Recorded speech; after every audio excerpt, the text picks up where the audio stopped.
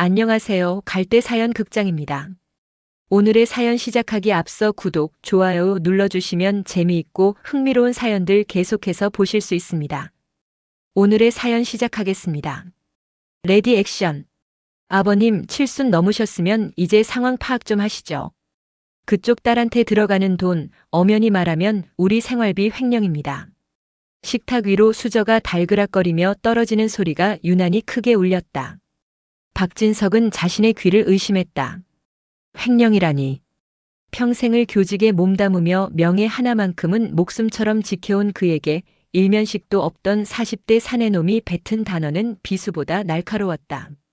그것도 내 집, 내 식탁에서 말이다. 눈앞에 앉은 남자는 김민재였다. 재혼한 아내 최영숙의 아들. 허우대는 멀쩡했지만 눈빛이 흐리멍덩하고 입가에는 비열한 웃음기가 서린 사내였다. 진석은 떨리는 손으로 물컵을 쥐려다 내려놓았다. 목구멍이 바짝 타들어갔다. 자네 지금 뭐라고 했나? 횡령? 아, 말뜻을 못 알아들으시는 건 아니죠? 교장 선생님까지 하셨다면서. 이제 엄마랑 합치셨으면 경제권도 하나로 합쳐야 하는 거 아닙니까? 근데 왜 뒤로 딴 주머니를 차세요? 혜진인가 뭔가 하는 그쪽 딸내미한테 매달 30만 원씩 송금하신다면서요. 그거 우리 엄마 피 말리는 짓이라곤 생각 안 하세요? 민재는 젓가락으로 갈비찜 속의 고기만 쏙쏙 골라내 입에 넣으며 우물거렸다. 그 갈비찜 진석이 어제 영숙에게 먹고 싶다고 넌지시 말했을 때는 고깃값이 너무 올랐다며 묵살당했던 메뉴였다. 그런데 오늘 아들이 온다는 소식에 식탁 한가운데 보란듯이 올라와 있었다. 진석의 시선이 옆에 앉은 아내 최영숙에게 향했다. 그녀는 밥그릇에 시선을 고정한 채 묵묵히 밥알만 세고 있었다. 평소에 그 상냥하던 반찬가게 여사장 특유의 싹싹한 미소는 온데간데 없었다. 방조. 그것은 명백한 무언의 동의였다. 이복의 영숙 씨. 당신도 같은 생각인거요? 내 연금으로 내 딸에게 용돈 좀 보내는 게 그게 자네 아들한테 횡령 소리를 들을 일입니까? 그제야 영숙이 고개를 들었다. 하지만 그 눈빛은 진석이 알던 따뜻한 노년의 동반자가 아니었다. 여보, 민재 말이 표현이 좀 거칠어서 그렇지 틀린 말은 아니잖아요. 우리가 이제 한 식구인데 당신이 밖으로 돈을 돌리면 우리 노후는 누가 책임져요? 그리고 민재가 사업하다가 잠깐 쉬고 있어서 예민해서 그래요. 당신이 어른답게 좀 참아요. 참으라고 했다. 어른답게. 진석은 헛웃음이 터져나올 것 같았지만 가슴 한구석이 묵직하게 내려앉는 통증에 입을 다물었다. 창밖으로 일산 호수공원의 앙상한 나뭇가지들이 겨울바람에 위태롭게 흔들리고 있었다. 불과 6개월 전 저 공원을 거닐며 느꼈던 지독한 외로움이 차라리 그리워지는 순간이었다. 그때는 적어도 내 집에서 숨을 쉴 수는 있었으니까. 도대체 어디서부터 잘못된 것일까? 기억의 태엽은 뼈 시리게 추웠던 지난 겨울로 되감겼다. 일산의 겨울은 유독 건조하고 매서웠다. 한강 줄기를 타고 넘어온 칼바람이 아파트 단지 사이사이를 휩쓸고 지나갈 때면 30년 된 복도식 아파트의 세시 문틀이 기괴한 비명 같은 소리를 냈다. 진석이 아내를 췌장암으로 떠나보낸 지 15년이 되던 해였다. 73세. 숫자로 적어놓으면 그저 늙은이에 불과했지만 진석은 아직 정정하다고 자부했다. 매일 아침 호수공원을 2바퀴 돌았고 도서관에서 역사책을 빌려 읽었으며 스스로 셔츠를 다려 입었다. 하지만 아무리 빳빳하게 다려진 셔츠를 입어도 그 셔츠를 봐줄 사람이 없다는 사실은 뼛속까지 파고드는 한기보다 더 시렸다. 그날도 그랬다. 12월 24일 크리스마스 이브였다. 거리에는 캐럴이 울려 퍼졌고 라페스타 거리에는 연인들과 가족들이 팔짱을 끼고 쏟아져 나왔다. 진석은 그 인파 속을 부유하는 유령처럼 걸었다. 손에는 편의점 비닐봉지 하나가 들려 있었다. 소주 한 병, 그리고 전자레인지에 데워 먹을 핫바 하나. 그것이 크리스마스 만찬이었다. 집으로 돌아와 현관문을 열었을 때 그를 맞이한 것은 칠흑 같은 어둠과 정적뿐이었다. 센서 등이 팥하고 켜지며 현관에 놓인 신발 한 켤레를 비췄다. 낡은 구두 한 켤레. 거실로 들어와 TV를 켰다. 시끌벅적한 예능 프로그램에서 연예인들이 박장대소를 하고 있었다. 진석은 소파에 털썩 주저앉아 멍하니 화면을 응시했다. 웃음이 나오지 않았다. 소리가 들리지 않는 것 같았다. 외롭다. 입 밖으로 뱉어내고 나니 그 단어가 거실 바닥을 기어다니는 벌레처럼 징그럽게 느껴졌다. 아내가 살아있을 때는 몰랐던 공포였다. 외로움은 감정이 아니었다. 그것은 실체적인 고통이었고 서서히 목을 조여오는 올감이었다. 며칠 전 뉴스에서 봤던 고독사 보도가 머릿속을 스쳤다. 발견된 지 3주가 지났다는 어느 70대 노인의 이야기. 그 노인의 집 냉장고에는 먹다 남은 김치와 소주병만 덩그러니 남아있었다고 했다. 그게 내 미래가 아닐까? 내가 이 소파 위에서 심장을 부여잡고 쓰러져도 썩은 내가 진동할 때까지 아무도 모르는 게 아닐까? 진석은 도망치듯 집을 나왔다. 배가 고파서가 아니었다. 사람의 온기가 말소리가 그리웠다. 아파트 상가 1층, 노란 불빛이 새어나오는 반찬 가게가 보였다. 어머니의 부뚜막.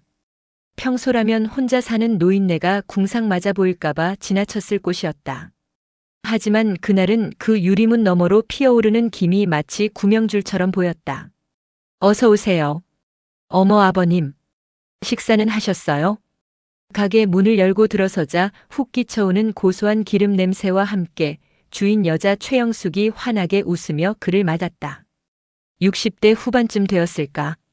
곱게 빗어넘긴 파마머리에 깔끔한 앞치마를 두른 그녀는 인상이 참 좋았다. 예. 그냥 반찬이나 좀 살까 해서. 잘 오셨어요. 오늘 잡채를 새로 했는데 아주 맛있게 됐어요. 혼자 계시면 잡채 같은 건 해드시기 번거롭잖아요. 영숙은 묻지도 않은 말을 건네며 팩에 잡채를 꾹꾹 눌러 담았다. 정량보다 훨씬 많은 양이었다. 혼자 드시는 거죠? 날도 추운데 따뜻한 국물은 드셨나 몰라. 제가 서비스로 육개장 좀 싸드릴게요. 가서 데워만 드세요. 서비스. 덤. 그리고 따뜻한 국물이라는 말. 진석은 지갑을 꺼내려던 손을 멈칫했다. 가슴속 어딘가가 찡하게 울렸다. 누군가가 내가 밥을 먹었는지 국물은 먹었는지 걱정해 준 게 얼마만인가. 딸 혜진이도 제 살기 바빠 일주일에 한 번 안부 전화하는 게 고작인데. 고맙습니다. 정말 고맙습니다. 아이고 별 말씀을요. 종종 들르세요. 말동무도 하고 그러게. 그날 저녁 진석은 영숙이 싸준 육개장에 밥을 말아 먹으며 눈물을 흘렸다. 매운 국물 때문이라고 스스로에게 변명했지만 사실은 사람의 온기가 그리워서였다. 그날 이후 진석의 발길은 매일같이 반찬 가게로 향했다. 계절은 겨울에서 봄으로 넘어가고 있었다. 일산 호수공원 산책로에 개나리가 피기 시작할 무렵 진석과 영숙의 관계도 급물살을 탔다. 처음에는 반찬을 사러 가는 손님과 주인이었지만 곧이어 가게 마감을 도와주는 사이가 되었고 어느새 근처 웨스턴돔의 식당에서 함께 저녁을 먹는 사이로 발전했다. 영숙은 말을 참 잘 들어주는 여자였다. 진석이 현직에 있을 때의 무용담이나 은퇴 후 느끼는 허무함에 대해 이야기하면 그녀는 눈을 반짝이며 맞장구를 쳤다. 어머, 교장 선생님이셨구나. 어쩐지 풍채가 남다르시다 했어요. 아이들을 얼마나 사랑하셨으면 정년까지. 정말 존경스러워요. 그 칭찬 한마디에 진석의 굽은 어깨가 펴졌다. 세상에서 쓸모없는 뒷방 늙은이가 된 것 같았던 자존감이 그녀 앞에서는 다시 차오르는 듯 했다. 그녀 역시 자신의 이야기를 털어놓았다. 남편과 일찍 사별하고 홀로 아들을 키우며 악착같이 살아온 이야기, 그러면서도 외로움을 견디기 힘들어 밤마다 베개를 적신다는 이야기. 저도 그래요, 선생님. 밤에 불 끄고 누우면 천장이 내려앉는 것 같아요. 누가 옆에서 잘 자요 한마디만 해줘도 소원이 없겠다 싶죠. 그녀의 촉촉한 눈망울을 보며 진석은 결심했다. 더 늦기 전에 이 지독한 고독의 굴레를 벗어나야겠다고. 사랑이라는 거창한 이름은 필요 없었다. 그저 남은 생을 서로의 체온에 의지하며 아프면 약을 챙겨주고 죽으면 장례를 치러줄 보호자가 필요했다. 5월의 어느 날 진석은 딸 혜진을 파주의 한 카페로 불러냈다. 혜진은 야간 마트 근무를 마치고 온 탓인지 눈밑이 퀭했다. 재혼이요? 아빠, 갑자기 그게 무슨 소리예요? 혜진의 목소리가 높아졌다. 카페 안 사람들의 시선이 쏠렸다. 갑자기가 아니다. 몇 달 동안 진지하게 만났어. 반찬 가게 하는 분인데 생활력도 강하고 무엇보다 사람이 참 따뜻해. 반찬 가게? 아빠 그 아줌마에 대해 얼마나 아시는데요? 자식은요? 빚은 없대요?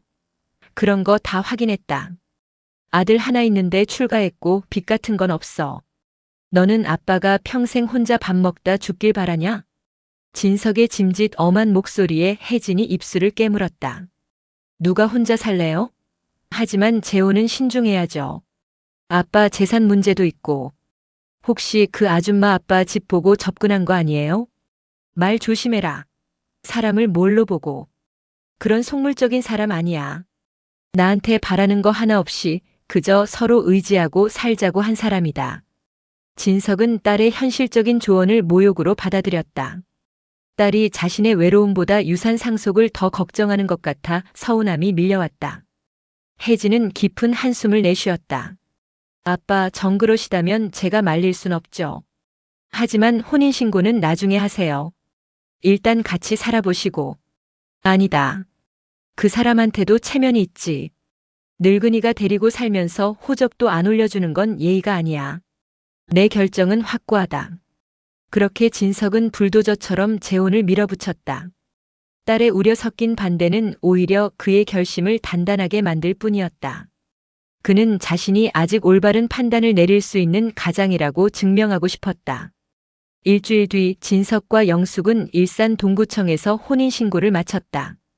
식은 생략하고 가족끼리 밥이나 먹기로 했다. 진석은 자신이 살던 32평 아파트를 전세로 내놓고 영숙이 사는 40평대 아파트로 들어갔다. 영숙의 집이 더 넓기도 했고 그녀가 가게와 가까운 곳을 원했기 때문이다. 진석의 전세 보증금은 고스란히 통장에 넣어두었다. 그것이 노후 자금이자 두 사람의 행복한 미래를 위한 밑거름이 될 것이라 믿었다. 이삿날 진석은 아내의 사진과 낡은 앨범들을 상자에 담으며 묘한 해방감을 느꼈다. 여보, 나 이제 좀 행복해져도 되겠지? 당신도 저승에서 축하해 주구려.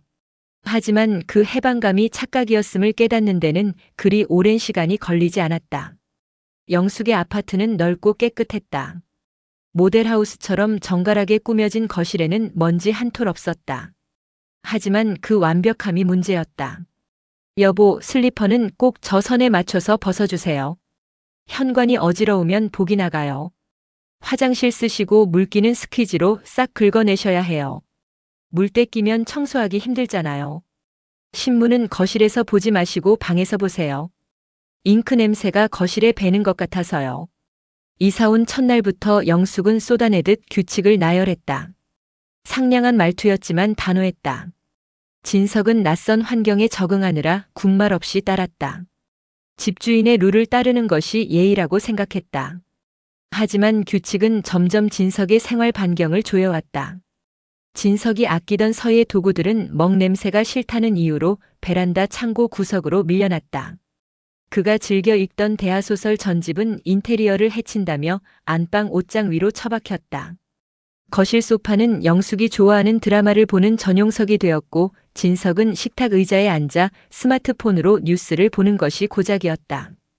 집은 넓었지만 진석이 편하게 발 뻗을 곳은 없었다. 그는 거대한 쇼룸에 전시된 불청객 같았다. 그래도 참았다. 따뜻한 밥상. 퇴근하고 돌아온 아내가 차려주는 찌개 냄새가 아직은 좋았으니까. 하지만 진짜 문제는 사람이었다. 재혼한 지 보름쯤 지났을 때였다. 현관 도어락이 띠리릭 소리를 내며 열렸다. 진석은 영숙이 가게에서 일찍 온 줄 알고 현관으로 나갔다. 그러나 들어온 것은 영숙이 아니었다. 트레이닝복 차림에 슬리퍼를 질질 끄는 사내. 김민재였다. 아저씨 계셨네? 민재는 진석을 보고도 고개만 까닥할 뿐 제대로 된 인사를 하지 않았다. 곧장 냉장고로 걸어가 물병을 꺼내 입을 대고 벌컥벌컥 마셨다. 자네 왔는가? 연락도 없이 웬일인가? 진석이 점잖게 물었다. 민재는 손등으로 입을 슥 닦으며 피식 웃었다. 연락은 무슨? 내 집 내가 오는데 허락받아야 합니까? 엄마는 가게 갔죠? 내 집이라니. 자네 분가했다고 하지 않았나? 아, 사업 정리하느라 잠깐 들어와 살려고요. 당분간 신세 좀 집니다. 민재는 대수롭지 않게 말하고는 거실 소파에 벌러덩 드러누워 리모컨을 집어들었다. 진석이 보고 있던 뉴스 채널이 순식간에 아이돌이 나오는 음악 방송으로 바뀌었다. 그날 저녁 영숙이 돌아왔을 때 진석은 이 상황에 대해 물었다. 여보, 민재가 들어와 산다는데 미리 상의도 없이 이게 무슨 일입니까? 영숙은 겉옷을 벗으며 덤덤하게 대꾸했다. 아, 민재가 사업이 좀 어려워져서요. 보증금 빼서 빚 갚느라 갈 데가 없잖아요. 자식이 길바닥에 나앉게 생겼는데 어떻게 모른 척해요? 당신도 자식 키워봐서 알잖아요. 그래도 미리 말을 해줬어야지. 우리 둘이 오붓하게 살기로 해놓고. 어머, 당신은 정없게. 잠깐이에요, 잠깐. 재기할 때까지만 있는 건데 그걸 못 참아줘요. 그리고 이 집 원래 제 명의잖아요. 내 아들 내가 데리고 있겠다는데 그게 그렇게 불만이에요? 영숙의 목소리에 날이 섰다. 제 명의. 그 말이 진석의 말문을 막아버렸다. 진석은 입을 다물었다. 자신이 전세금을 내놓고 생활비를 대고 있다는 사실은 쏙 빠져 있었다. 그때부터 지옥이 시작되었다. 민재는 밤낮이 바뀐 생활을 했다. 새벽까지 거실에서 TV를 크게 틀어놓고 맥주를 마시거나 친구들과 통화하며 욕설을 섞어 떠들었다. 진석이 잠을 설쳐 방문을 열고 나가면 아, 노인네 잠기도 박네. 알았어요, 줄일게요. 하고 건성으로 대답할 뿐이었다. 생활비 지출도 눈에 띄게 늘었다. 민재는 매일같이 배달 음식을 시켜 먹었고 영숙은 아들이 기죽으면 안 된다며 한우니 전복이니 비싼 식재료를 사날랐다. 카드 명세서를 본 진석이 놀라 물어보면 영숙은 태연했다. 한창 먹을 나이잖아요. 그리고 남자가 밖에서 기죽으면 안 돼요. 당신이 연금도 많이 나오는데 이 정도도 못 해줘요. 한창 먹을 나이라니. 45이? 진석은 기가 찼다. 하지만 더 기가 막힌 건 따로 있었다. 10월의 어느 날 딸 혜진에게 전화가 왔다. 아빠, 저 죄송한데 이번 달에 보내주시는 용돈 며칠만 일찍 보내주시면 안 될까요? 지훈이 학원비가 밀려서. 혜진의 목소리는 잔뜩 주눅이 들어있었다. 30만 원. 진석이 매달 딸에게 보내주는 돈이었다. 혜진의 월급으로는 월세 내고 생활하기 빠듯하다는 걸 알기에 진석이 몰래 쥐어주는 쌈짓돈이었다. 그래, 알았다. 내일 바로 보내마. 지훈이 밥 잘 챙겨 먹이고. 진석은 전화를 끊고 은행 앱을 켰다. 송금 버튼을 누르려는데 거실에서 영숙의 목소리가 들려왔다. 여보, 지금 뭐 하세요? 어느새 다가온 영숙이 서늘한 눈으로 스마트폰 화면을 내려다보고 있었다. 혜진이한테 애가 좀 힘들다고 해서. 또 30만 원이에요? 저번 달에도 보내셨잖아요. 내 딸 내가 도와주는 건데 당신이 왜? 아니, 우리 민재는 지금 차비도 없어서 걸어 다니는데 출가 외인인 딸한테 매달 30만 원씩 퍼주는 게 말이 돼요? 당신 정말 너무하시네. 우리 민재는 남이에요? 영숙이 언성을 높이자 방에 있던 민재가 부스스한 얼굴로 나왔다. 무슨 일이야, 엄마? 아니, 내 아버님이 혜진 씨한테 또 돈을 보낸단다. 우리 생활비도 빠듯한데. 민재의 눈빛이 순식간에 사나워졌다. 그가 진석에게 다가왔다. 덩치 큰 사내의 그림자가 진석을 덮쳤다. 그리고 지금 이 사단이 난 것이다. 아버님, 솔직히 까놓고 말해서 그쪽 딸은 이제 남이잖아요. 왜 자꾸 우리 집 돈을 밖으로 빼돌리세요? 현재 식탁 앞. 진석은 떨리는 손으로 식탁을 짚고 일어섰다. 더 이상 참을 수 없는 모멸감이 정수리 끝까지 차올랐다. 이봐, 김민재. 자네 지금 뭐라고 했나? 남? 횡령? 자네야말로 사지가 멀쩡하면서 어미 등골 빼먹고 사는 거 부끄럽지도 않나? 내 돈으로 내 딸 주는 게 왜 횡령이야? 진석이 처음으로 고함을 쳤다. 그 기세에 영숙이 움찔했지만 민재는 코웃음을 쳤다. 뭐라? 말씀 다 하셨어요? 아버님, 이 집 생활비 누가 관리합니까? 엄마가 하죠? 그럼 엄마 허락 없이 돈 쓰면 안 되는 거죠. 그리고 제가 노는 거요? 저 지금 사업 구상 중이에요. 투자 받으려고 준비 중이라고요. 아버님이 뭘 안다고 소리 지르세요?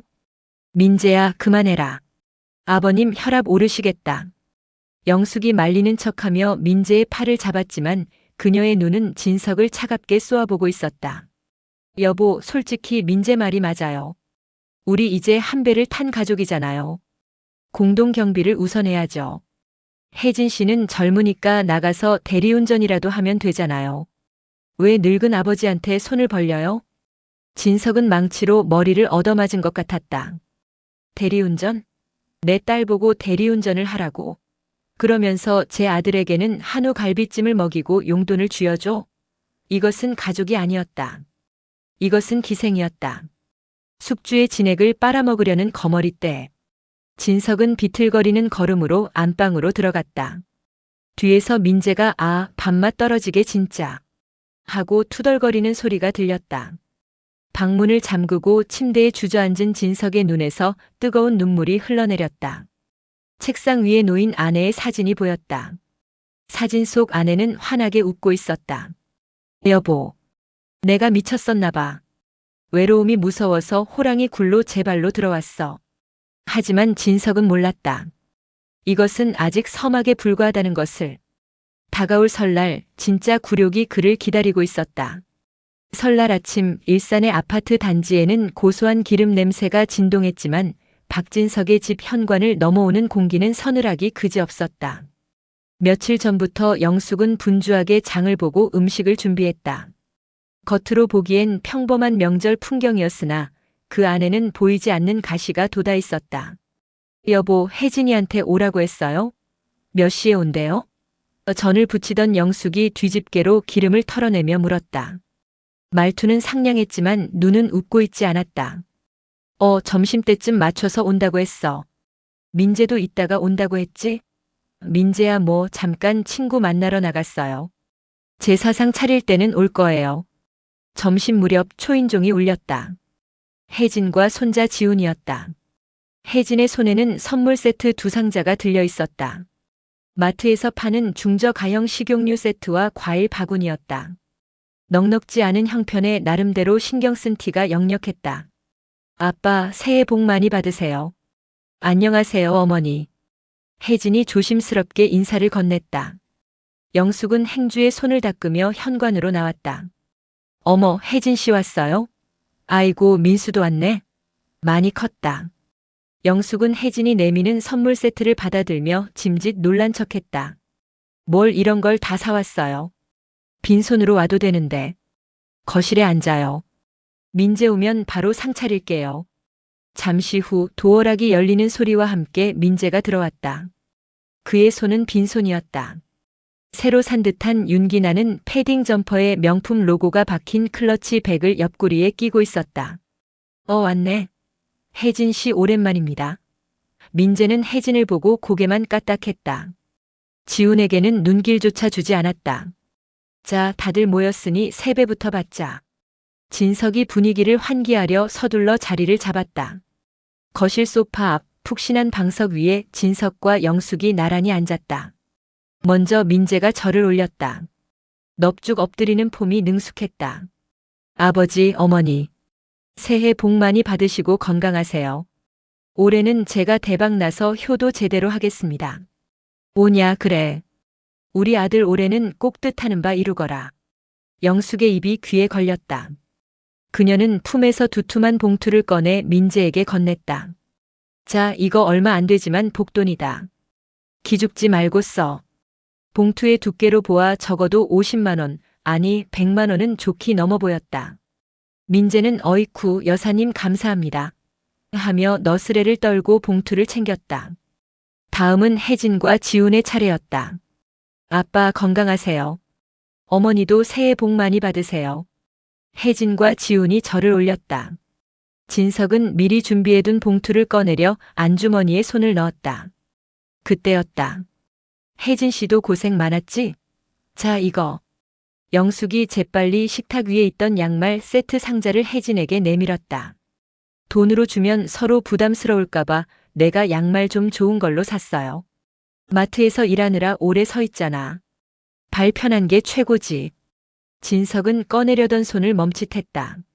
민재에게는 두툼한 현금 봉투를 주고 혜진에게는 양말 세트라니. 진석이 당황하여 영숙을 쳐다보았지만 영숙은 태연하게 지훈을 바라보았다. 지훈이도 많이 컸네. 중학생이지? 공부 열심히 해라. 그게 끝이었다. 덕담 한마디. 세뱃돈은 없었다. 아니 여보. 지훈이 세뱃돈은. 진석이 참지 못하고 입을 열었다. 어머 당신도 참. 요즘 애들 돈 주면 PC방이나 가고 나쁜 데 써요.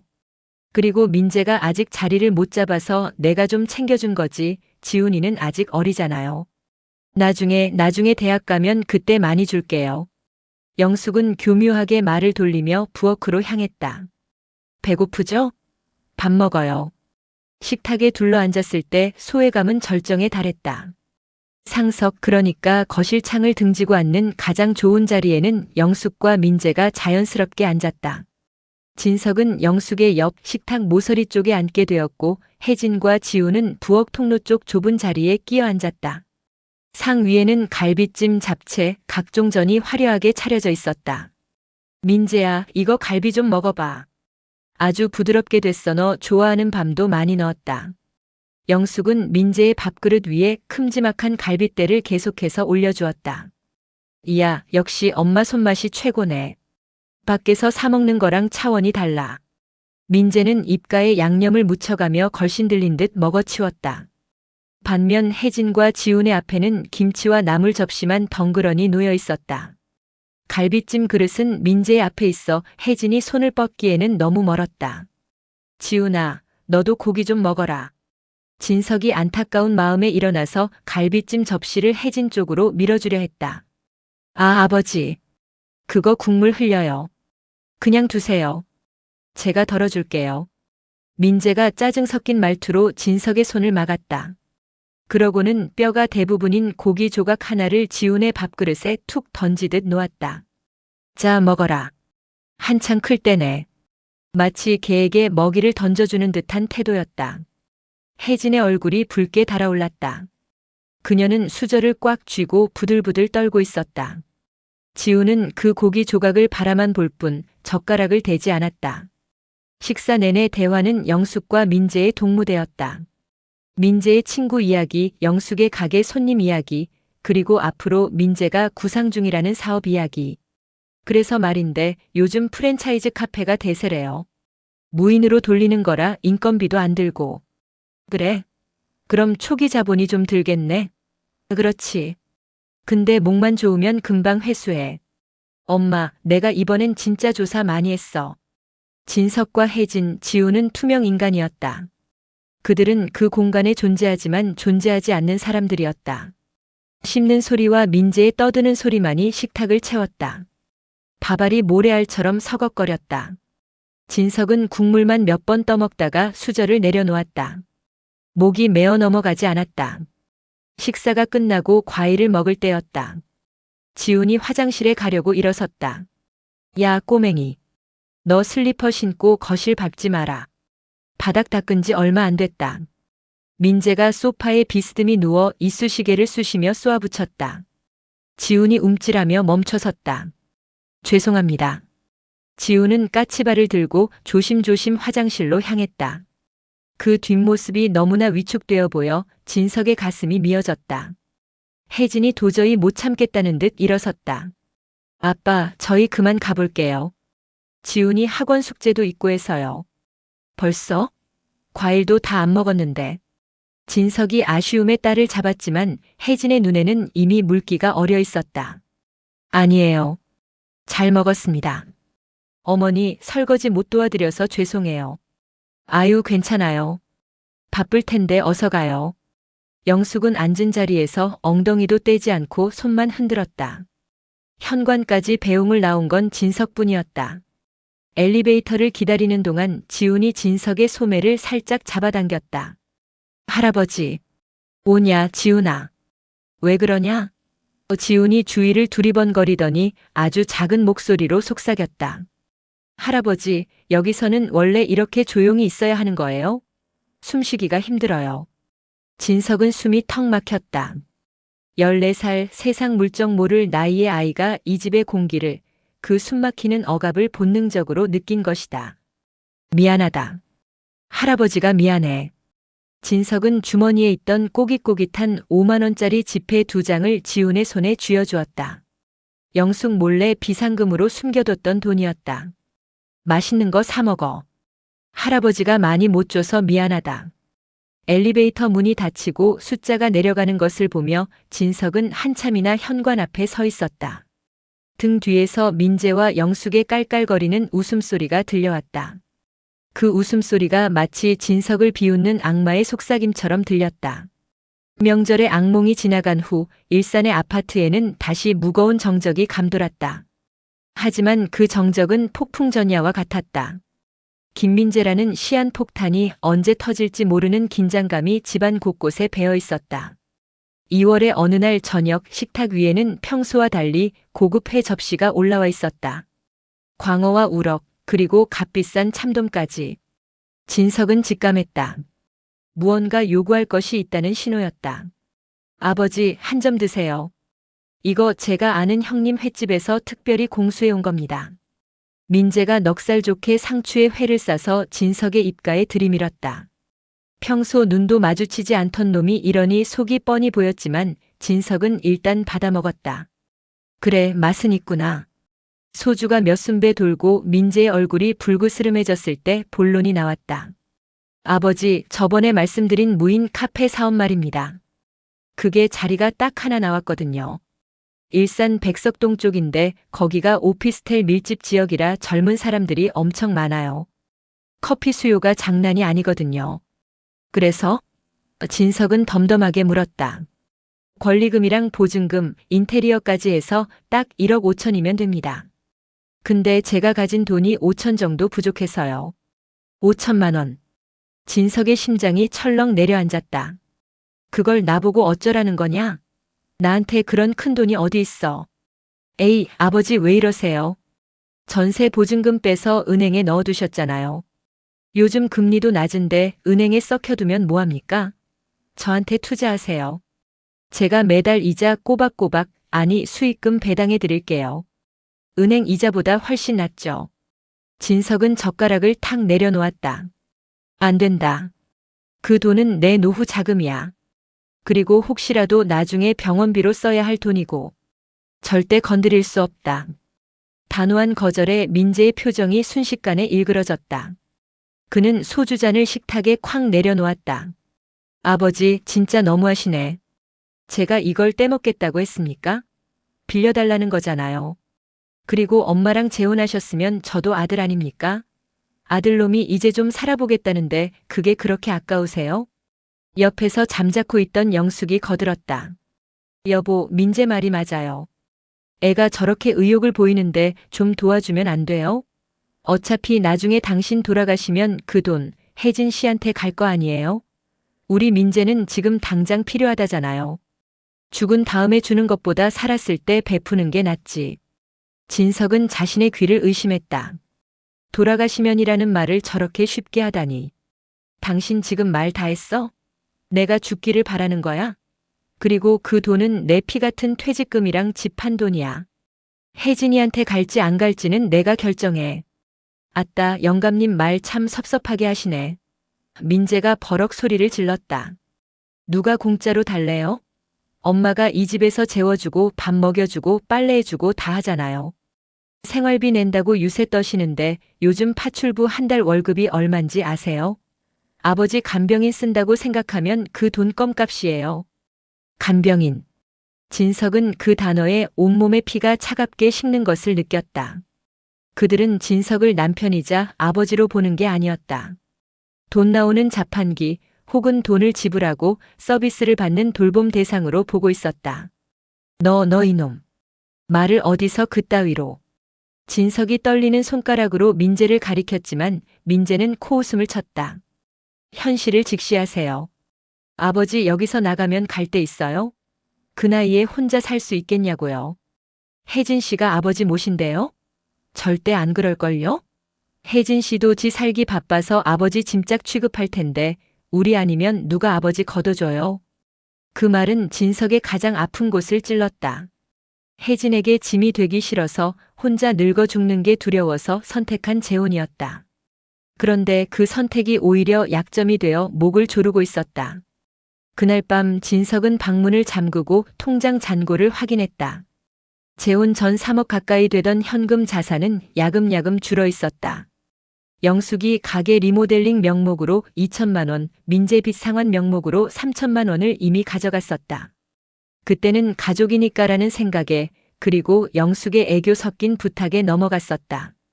하지만 이제는 알았다. 이것은 밑 빠진 독에 물 붓기였다. 다음 날부터 집안 분위기는 냉랭하다 못해 빙하기가 되었다. 영숙은 밥상을 차리지 않았다. 아침에 일어나 식탁을 보면 텅 비어 있었다. 몸이 안 좋아서 못 차리겠네요. 알아서 드세요. 안방 침대에 누워 등을 돌린 채 영숙이 내뱉은 말이었다. 빨래도 진석의 옷만 쏙 빠져 있었다. 세탁기에서 민재와 영숙의 옷만 꺼내 너는 영숙을 보며 진석이 물었다. 내 옷은? 세탁기 2번 돌리면 전기세 많이 나와요. 당신 건 양도 적은데 손빨래 하세요. 운동 삼아 좋잖아요. 치사하고 유치한 괴롭힘이었다. 하지만 그 효과는 강력했다. 진석은 73세의 나이에 쭈그리고 앉아 자신의 속옷과 양말을 빨아야 했다. 비누 거품을 내며 그는 생각했다.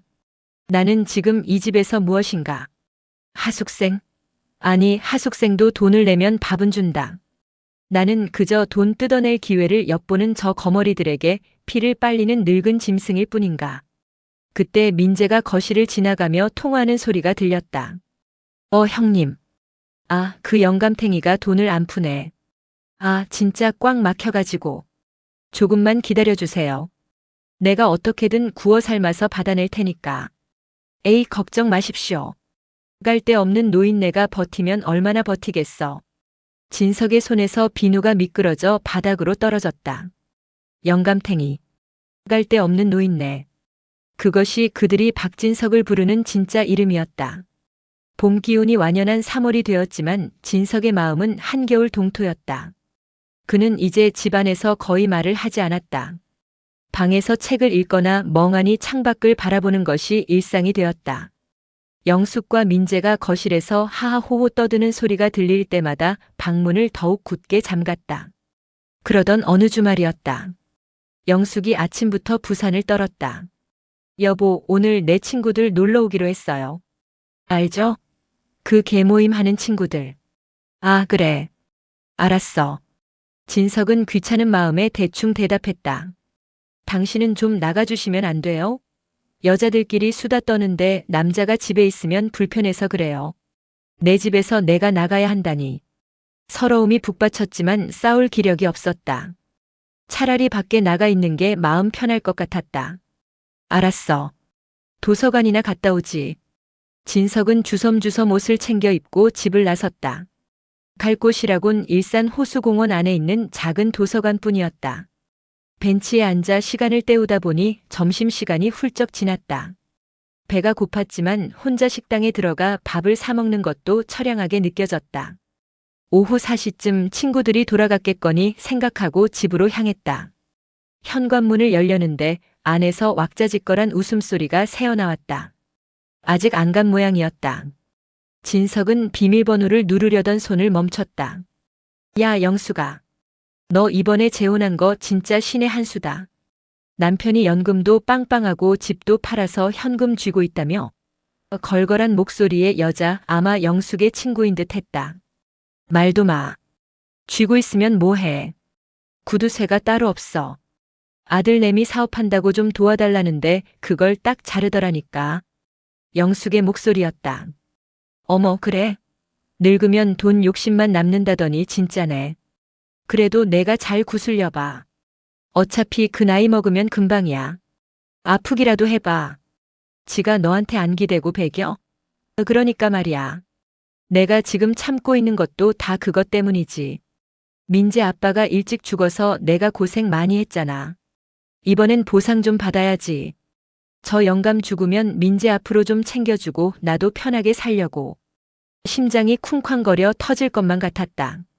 진석은 문고리를 잡은 채 얼어붙었다. 근데 그 집 딸은? 딸도 있다며. 아유, 걔는 뭐 힘도 없어 보여. 혼자 애 키우느라 정신없는데 아버지 재산 싸움할 여력이 있겠니? 내가 미리미리 작업 좀 해놔야지. 영감 치매라도 오면 바로 요양원 보내버리고 재산 정리해야지. 독하다 독해.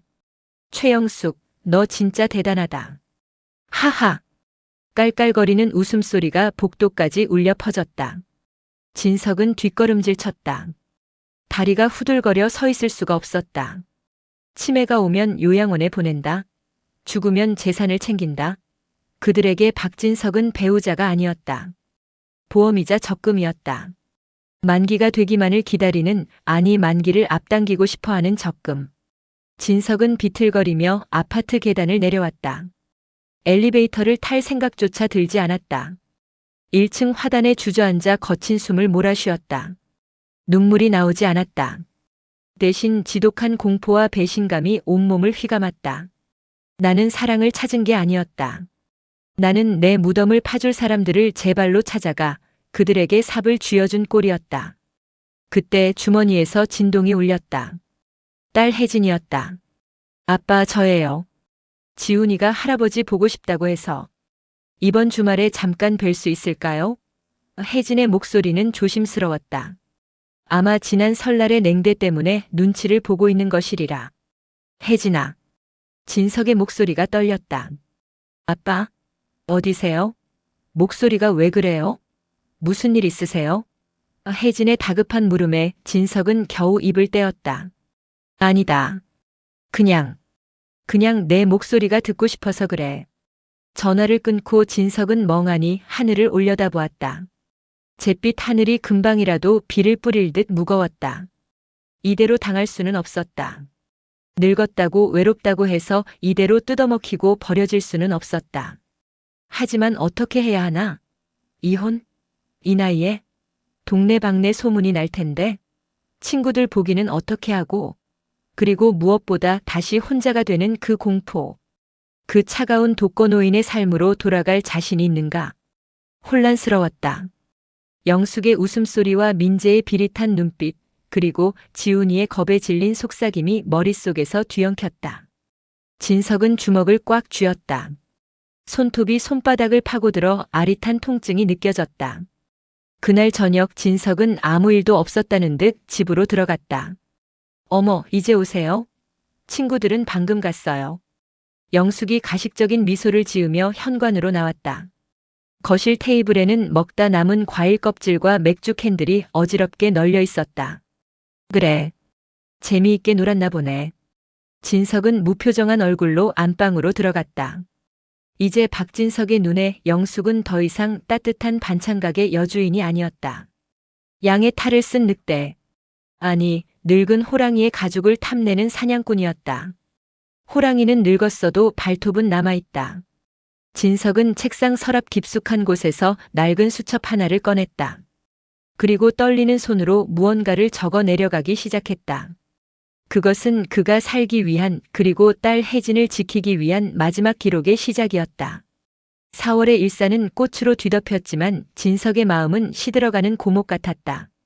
집에 있는 것이 가시방석이라 밖으로 나돌고 싶었지만 주머니 사정도 넉넉지 않았고 무엇보다 누군가에게 이 비참한 현실을 들킬까봐 두려웠다. 친구들의 연락도 피한 지 오래였다. 그러던 어느 날 옛 동료였던 김 교감에게서 전화가 걸려왔다. 박 교장, 자네 도대체 왜 이렇게 칩거하나? 우리 정년퇴직 동기들 이번에 한번 뭉치기로 했어. 풍동 애니골에 괜찮은 한정식집 예약해뒀으니 무조건 나오게. 핑계는 안 통하네. 김교감의 호탕한 목소리에 진석은 거절할 말을 찾지 못했다. 아니, 사실은 그 목소리가 밧줄처럼 느껴졌다. 이 숨막히는 감옥 같은 집에서 잠시나마 탈출할 수 있는 동아줄. 그래. 알겠네. 나가마. 약속 당일 진석은 오랜만에 양복을 꺼내 입었다. 옷장 구석에 처박혀 있던 넥타이를 매는 손이 떨렸다. 거울 속에 비친 남자는 꽤 그럴듯해 보였다. 적어도 겉모습만큼은 존경받던 교육자의 품위가 남아 있었다. 거실로 나오자 TV를 보던 민재가 힐끔 쳐다봤다. 어디 가세요? 쫙 빼입으셨네. 옛 동료들 모임 있어. 저녁 먹고 올 거다. 아, 그래요? 맛있는 거 많이 드시고 오세요. 술은 너무 많이 드시지 말고. 노인네 취해서 들어오면 엄마 힘드니까. 민재의 말투는 걱정인지 비아냥인지 모를 경계선에 있었다. 진석은 대꾸 없이 현관을 나섰다. 약속 장소는 풍동 애니골에 있는 유명한 한정식집 청사네였다. 기와 지붕이 멋스러운 식당 안으로 들어서자 구수한 청국장 냄새와 함께 익숙한 얼굴들이 보였다. 아이고, 박 교장. 이게 얼마만인가? 김 교감, 이 선생, 최 선생. 머리가 희끗한 옛 전우들이 진석을 반겼다. 자네 얼굴이 왜 이렇게 반쪽인가? 재혼하면 깨가 쏟아져서 살이 찐다더니 형수님이 밥 안 해주시나? 이 선생의 농담에 진석은 억지 웃음을 지었다. 무슨 소리? 건강 관리하느라 소식해서 그렇지. 이 사람이야 음식 솜씨가 좋아서 탈이라네. 거짓말이었다. 입안이 썼다.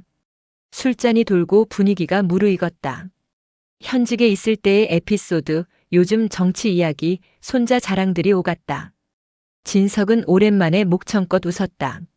집에서는 눈치를 보느라 낼 수 없었던 큰 웃음소리였다.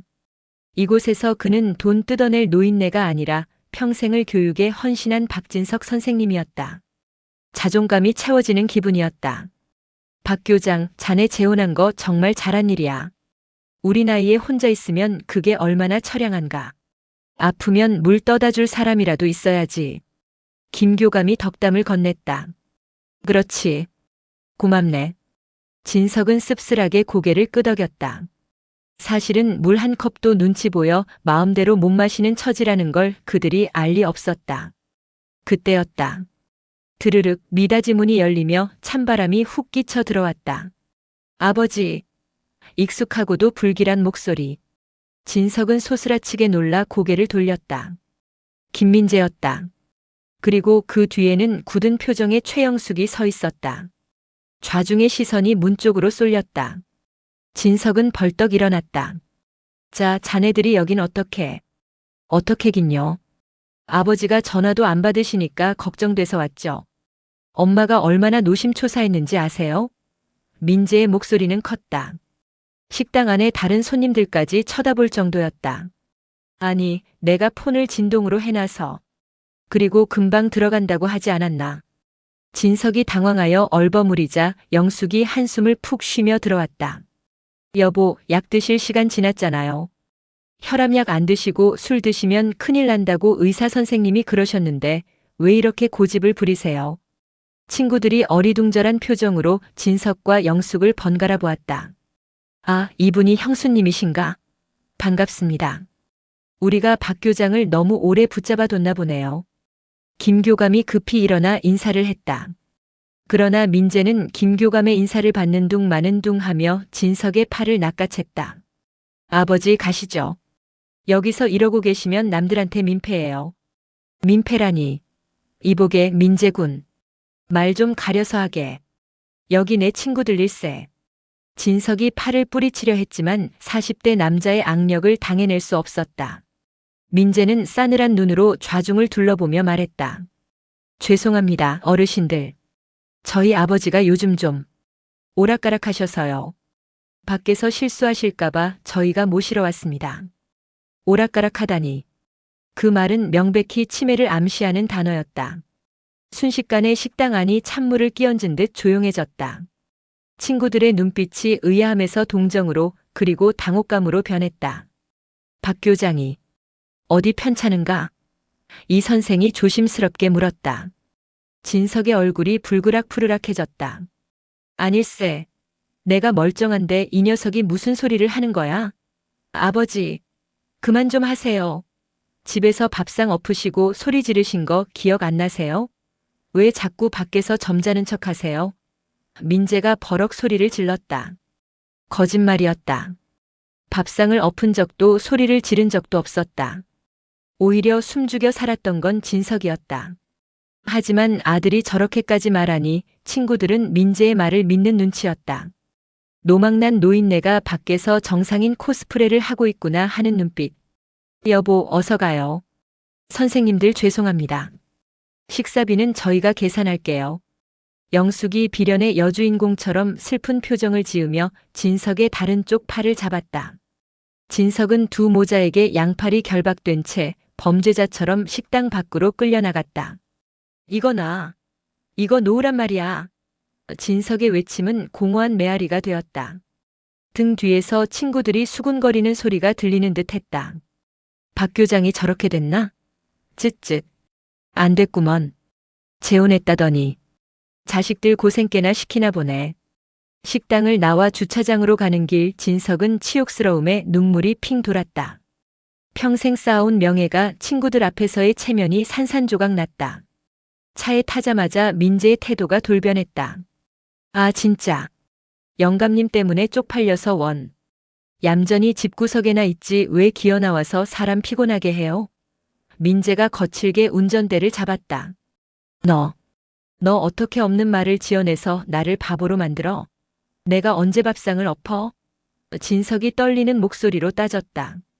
그럼 거기서 우리 아버지가 친구 만나서 신났습니다 하고 박수 쳐드려요? 아버지가 술 처먹고 헛소리해서 우리 엄마 힘들게 할까봐 선수 친 거 아니에요. 그리고 계산은 내가 했으니까 입 다무세요. 그놈의 밥값 아까워 죽겠네. 뒷좌석에 앉은 진석은 창밖을 보았다. 일산의 화려한 네온 사인이 눈물에 번져 뭉개졌다. 이건 단순한 무례가 아니었다. 사회적 매장이었다. 그들은 진석을 판단력 없는 노인으로 만들어 세상으로부터 고립시키고 있었다. 이제 친구들은 진석을 부르지 않을 것이다. 불러봤자 치매 노인을 상대하는 부담스러운 자리가 될 테니까. 진석은 깨달았다. 오늘 밤 나는 친구를 잃은 게 아니라 박진석이라는 사람을 잃어버렸다는 것을. 그날의 사건 이후 진석은 정말로 오락가락하는 노인처럼 변해갔다. 아니, 그렇게 되기를 강요받았다. 밖으로 나가는 일은 금지되었다. 여보, 동네 사람들이 당신 이상하게 봐요. 저번에 경비 아저씨한테 소리 질렀다면서요? 그냥 집에 계세요. 영숙이 말했다. 진석은 경비원에게 인사만 했을 뿐이었다. 하지만 영숙이 그렇다고 하면 그런 것이 되었다. 항변해봤자 기억 못하시네, 증세가 심해지셨어라는 대답만 돌아왔다. 집은 거대한 유리 감옥이었다. 거실에는 CCTV가 설치되었다. 요즘 세상이 흉흉해서요. 그리고 당신 혼자 있다가 쓰러지면 어떡해요. 민재가 설치 기사를 불러 달아놓은 홈카메라였다. 렌즈의 빨간 불빛이 진석을 감시했다. 진석은 화장실을 갈 때도 물을 마실 때도 그 눈동자를 의식해야 했다. 여름이 다가오고 있었다. 무더위가 시작되었지만 진석의 방에는 에어컨 바람이 들어오지 않았다. 거실 에어컨은 빵빵하게 돌아갔지만 진석의 방문은 닫혀 있었다. 전기세 많이 나와요. 방문 열면 냉기 빠져나가니까 닫고 계세요.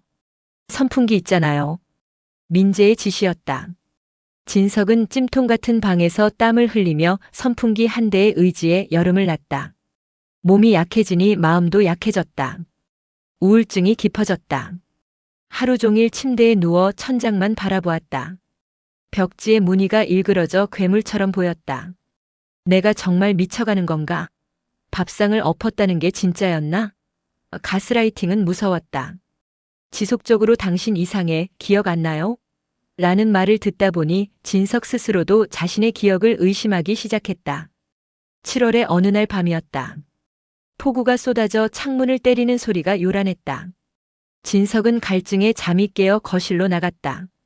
거실은 어두웠지만 식탁 위 펜던트 조명 하나가 켜져 있었다. 영숙과 민재가 술잔을 기울이고 있었다. 엄마, 그 영감 요즘 상태 많이 안 좋아졌지? 이제 때가 된 거 아냐? 민재의 목소리가 들렸다. 진석은 숨을 죽이고 벽 뒤에 섰다. 글쎄다. 아직 정신은 멀쩡한 것 같은데. 근데 몸이 많이 약해지긴 했어. 밥도 잘 안 먹고. 그러니까 지금 밀어붙여야지. 성년 후견인 신청해버려. 치매 진단서 끊는 거 일도 아니라니까. 내 친구 중에 병원 원무과장 있잖아. 걔한테 부탁하면 다 돼. 성년 후견인. 진석의 등골이 오싹해졌다.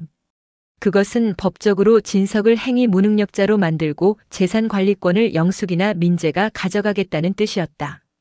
그거 신청되면 영감 통장, 집, 연금 다 엄마가 관리할 수 있어. 그럼 혜진인지 뭔지 하는 그 딸년한테 땡전 한 푼 못 가게 막을 수 있다고.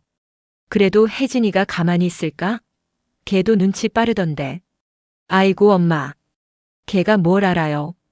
하루 벌어 하루 먹고 사는 애가 변호사 쓸 돈이나 있겠어? 영감 요양병원이든 어디든 처박아 두고 면회 금지시키면 그만이야. 요양병원. 면회 금지. 진석은 입을 틀어막았다. 다리가 후들거려 서 있을 수가 없었다. 그들은 단순히 돈을 원하는 게 아니었다. 박진석이라는 인간을 사회에서 그리고 가족에게서 완전히 삭제해버릴 계획을 세우고 있었다. 그 땅도 팔아야지. 파주에 있는 그 자투리 땅. 그거 개발된다는 소문 있던데. 그래 아들. 엄마가 다 알아서 할게. 넌 걱정 마. 두 모녀의 웃음소리가 빗소리에 섞여 들려왔다. 악마의 속삭임. 지옥의 풍경이었다. 진석은 기어서 방으로 돌아왔다.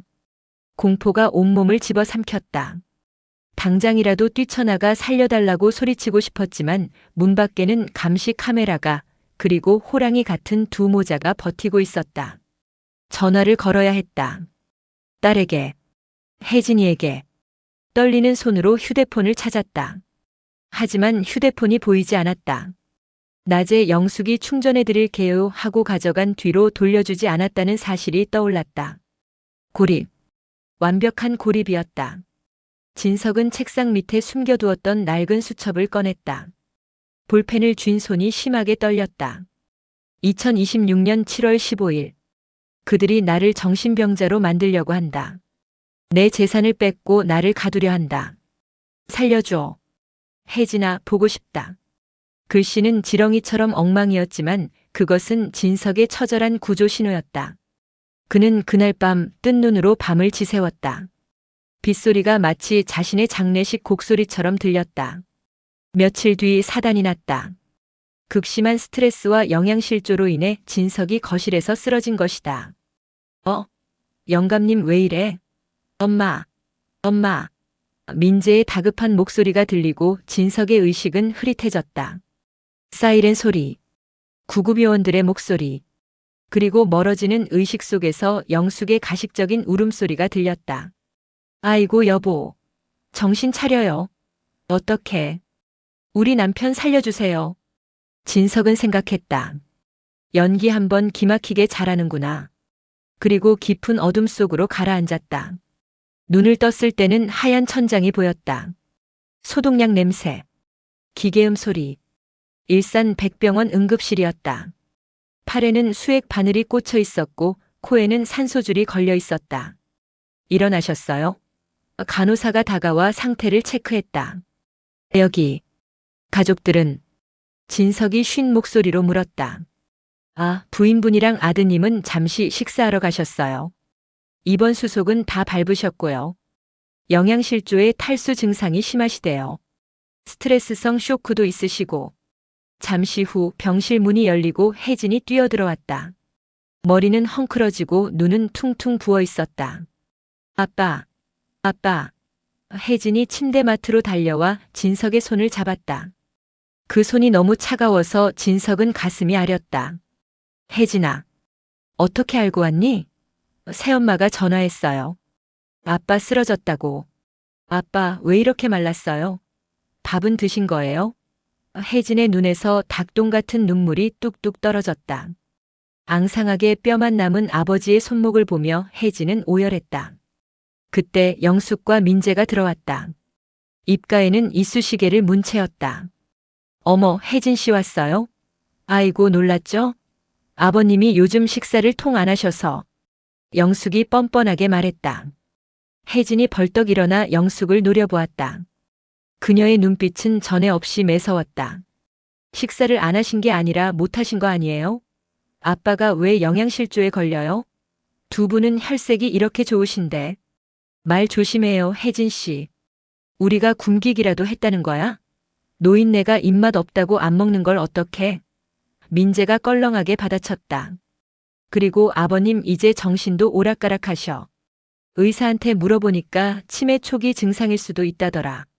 우리도 힘들어서 요양병원 알아보고 있어. 요양병원이요? 누구 마음대로요? 절대 안 돼요. 제가 모실 거예요. 혜진이 소리쳤다. 내가? 내 형편에? 쥐꼬리만 한 월급으로 애 키우기도 벅차면서 아버님 병원비 감당할 수 있어?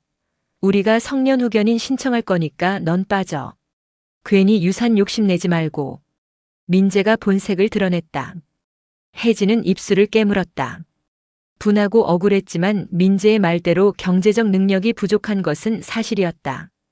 그녀가 부들부들 떨며 아무 말도 못하고 있을 때 진석의 손이 혜진의 손을 꽉 잡았다.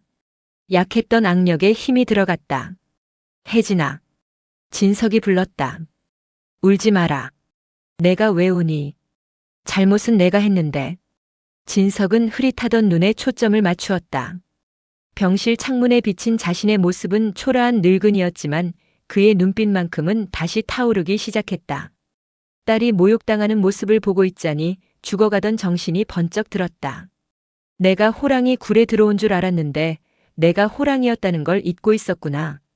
늙고 병들었어도 내 새끼를 건드리는 놈들을 물어뜯을 이빨은 남아있다. 진석은 힘겹게 몸을 일으켰다. 그리고 영숙과 민재를 똑바로 쳐다보았다. 누가 치매라고 했나? 누가 요양병원에 간다고 했어? 낮지만 단단한 목소리였다. 영숙과 민재가 움찔했다. 평소에 주눅든 노인의 목소리가 아니었다. 어머 여보. 정신 드셨어요? 의사 선생님이 안정을 취하라고. 닥쳐라. 진석이 영숙의 말을 잘랐다. 내 정신은 멀쩡해. 아주 또렷해. 내년들이 내 밥그릇 뺏고 내 딸 무시하고 내 뒤에서 무슨 작당을 꾸몄는지 토시 하나 안 빼먹고 다 기억한다. 병실 안에 정적이 감돌았다. 민재가 헛기침을 하며 분위기를 잡으려 했다. 아버지 왜 이러세요? 사람들 보게. 김민재 너도 입 다물어. 내 집에서 내 돈으로 호의호식하면서 나를 노망난 늙은이 취급해? 그래, 내가 늙어서 판단력이 흐려졌던 건 맞다. 너희 같은 인간들을 가족이라고 믿었던 게 내 유일한 치매 증상이었지. 하지만 이제 치료가 끝났다.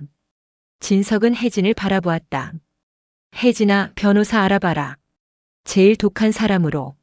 아빠, 이혼한다. 그리고 내 돈, 내 집, 10원 한 장까지 다 찾아낼 거다. 형사고소도 불사할 거야. 학대, 감금, 횡령. 죄목은 만들면 차고 넘친다. 영숙의 얼굴이 사색이 되었다. 그녀는 진석이 이렇게 강하게 나올 줄은 예상하지 못한 듯 했다. 여보, 오해해요. 우리가 당신을 얼마나 생각하는데. 생각? 그래, 돈 생각만 했겠지. 나가라. 꼴도 보기 싫으니까 당장 내 눈앞에서 꺼져. 진석이 링거 거치대를 집어던질 듯이 소리쳤다. 그 기세에 눌려 영숙과 민재는 슬금슬금 뒷걸음질쳐 병실을 나갔다. 문이 닫히고 진석은 침대에 힘없이 기대었다. 온몸의 에너지를 다 쓴 것 같았다. 하지만 마음만은 어느 때보다 후련했다. 아빠, 괜찮으세요? 혜진이 걱정스럽게 물었다. 괜찮다. 이제야 살 것 같구나. 진석은 혜진의 손등을 쓰다듬었다. 거칠어진 딸의 손. 이 손을 놓고 헛된 행복을 좇았던 자신이 부끄러웠다. 혜진아, 아빠가 미안하다. 정말 미안하다. 이제 아빠가 다 되돌려 놓을게. 너랑 지훈이 당당하게 살게 해줄게. 그날 밤 진석은 잠들지 않았다. 간호사에게 부탁해 스마트폰을 빌렸다. 그리고 녹음 기능을 켰다. 그동안 있었던 모든 일, 그들이 했던 말, 자신이 당했던 수모를 육성으로 기록하기 시작했다. 이것은 단순한 일기가 아니었다. 전쟁을 위한 탄약이었다. 창밖으로 일산의 야경이 보였다. 여전히 화려했지만 이제는 슬퍼 보이지 않았다. 저 불빛 어딘가에 진석이 되찾아야 할 존엄과 자유가 있었다. 늙은 호랑이는 발톱을 갈고 있었다. 사냥을 시작할 시간이었다. 일산의 여름이 절정을 향해 치닫고 있었다. 매미 소리가 귀청을 찢을 듯 울어대는 8월의 어느 날, 박진석은 병원복을 벗고 딸 혜진이 사온 린넨 셔츠로 갈아입었다. 옷은 품이 넉넉했지만 그 옷을 입은 진석의 등은 그 어느 때보다 꼿꼿했다. 퇴원 수속을 밟는 진석의 옆에는 혜진이 아니라 날카로운 인상의 40대 남자가 서 있었다. 일산 법조타운에서 독사로 소문난 이혼 전문 변호사 강 변호사였다. 진석이 혜진에게 부탁해 수임한 사람이었다. 선생님 준비되셨습니까? 상대방이 꽤나 거칠게 나올 겁니다. 강 변호사가 서류 가방을 챙기며 물었다. 진석은 뿔테 안경을 고쳤으며 담담하게 대답했다. 나는 잃을 게 없는 사람입니다. 잃을 게 없는 사람이 얼마나 무서운지 보여줘야지요. 진석은 집으로 돌아가지 않았다. 대신 그는 파주에 있는 혜진의 좁은 임대 아파트로 향했다. 그곳이 그의 새로운 작전 본부였다. 한편 영숙의 아파트는 초상집 분위기였다. 거실 테이블 위에는 법원에서 날아온 등기 우편물이 놓여 있었다. 이혼 소장 그리고 부당이득 반환 청구 소송. 이게 뭐야? 이 영감탱이가 진짜 미쳤나? 민재가 소장을 집어 던지며 길길이 날뛰었다. 엄마, 변호사 샀나 봐. 재산 분할은커녕 위자료를 5천만 원이나 내놓으라는데? 거기다 엄마가 가져간 돈, 내 사업 자금으로 빌려갔던 거 싹 다 횡령이랑 사기로 고소했어. 영숙은 손을 부들부들 떨며 소장을 읽어내려갔다. 내용은 치밀했다. 그동안 영숙이 생활비 명목으로 과다하게 인출해간 내역, 민재가 빌려간 돈, 그리고 진석이 몰래 기록해둔 수첩의 내용이 증거 목록에 빼곡히 적혀 있었다. 심지어 정서적 학대 및 방임 항목에는 진석이 친구들 모임에서 강제로 끌려나갔던 날의 정황까지 상세히 묘사되어 있었다. 이 늙은 여우가 앓는 소리 하더니 뒤에서 호박씨를 까고 있었어. 영숙의 눈에 도끼가 서렸다. 민재야, 당장 파주로 가자. 가서 뒤집어 엎어놔야 정신을 차리지. 어디서 감히 나한테 소송을 걸어? 두 모자는 씩씩거리며 차를 몰고 파주로 향했다. 혜진의 집 주소는 이미 알고 있었다. 낡은 복도식 아파트, 혜진의 집 현관문을 민재가 쾅쾅 두드렸다. 야, 문 열어. 박진석 씨, 안에 있는 거 다 알아. 나와. 숨지 말고 나오라고. 혜진아, 내가 아버님 꼬드겼지? 문 열어. 대화 좀 하자. 동네 사람들이 시끄러운 소리에 하나둘 문을 열고 내다봤다. 그때 현관문이 열렸다. 하지만 나온 것은 진석이 아니었다. 건장한 체격의 사설 경호원 2명이 문 앞을 막아섰다. 누구세요?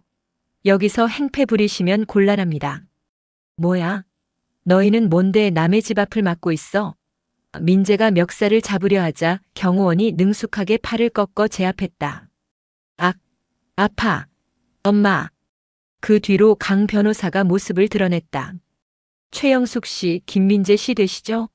저는 박진석 선생님의 법률 대리인입니다. 앞으로 모든 대화는 저를 통해 하십시오.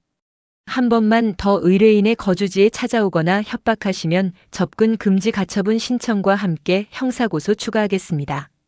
뭐? 대리인? 웃기지 마. 내 남편 내가 보겠다는데 내가 뭔 상관이야. 영숙이 악을 썼지만 강 변호사는 냉정했다. 남편이라고 생각하셨으면 밥을 굶기고 방에 가두진 않으셨겠죠.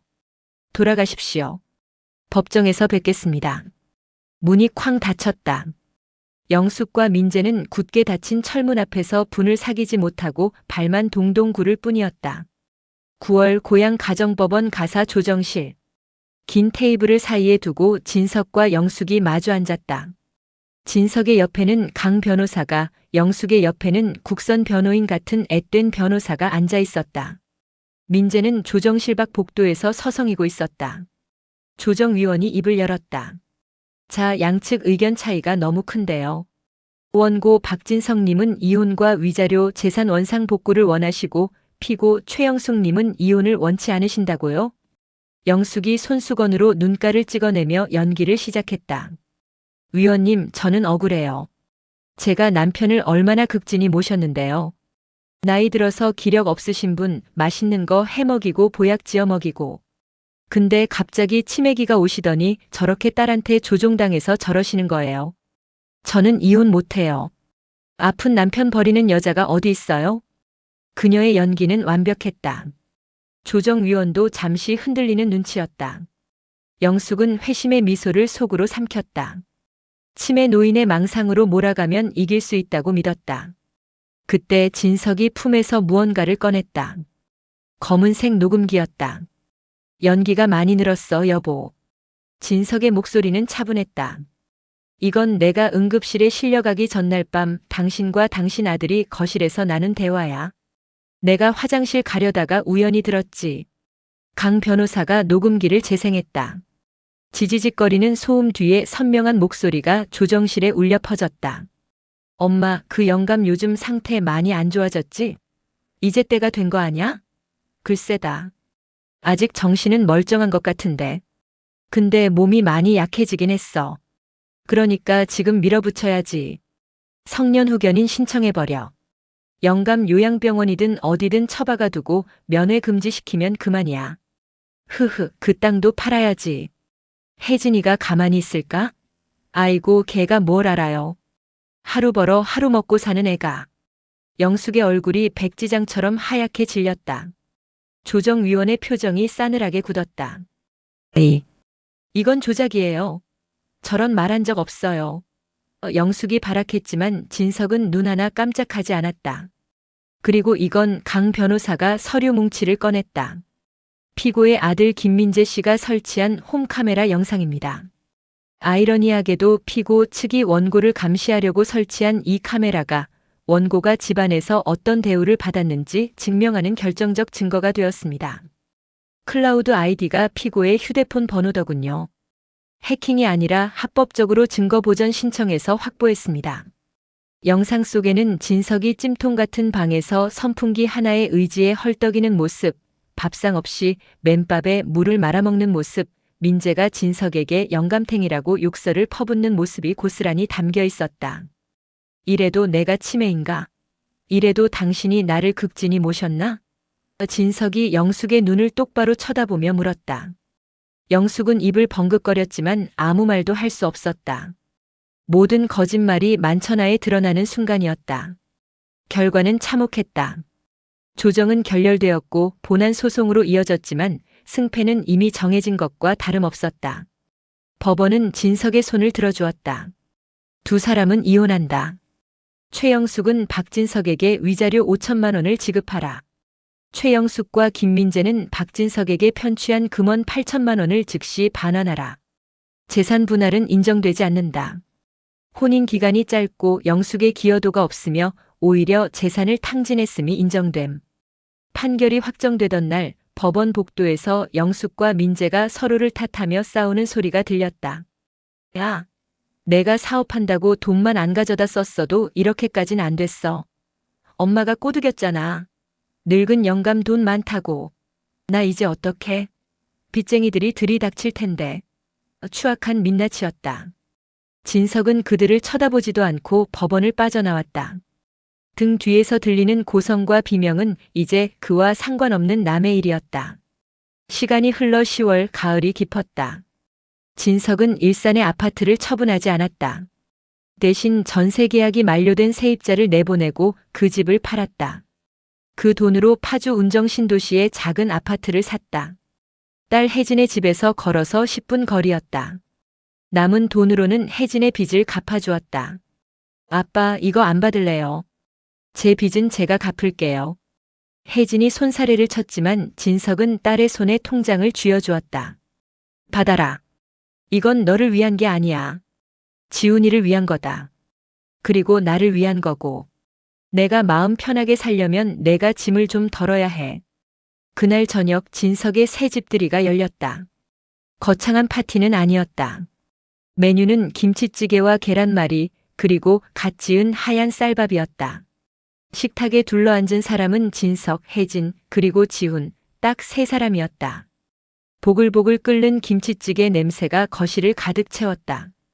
영숙의 집에서 맡았던 기름진 갈비찜 냄새와는 비교할 수 없을 만큼 소박했지만 진석에게는 세상에서 가장 향긋한 냄새였다.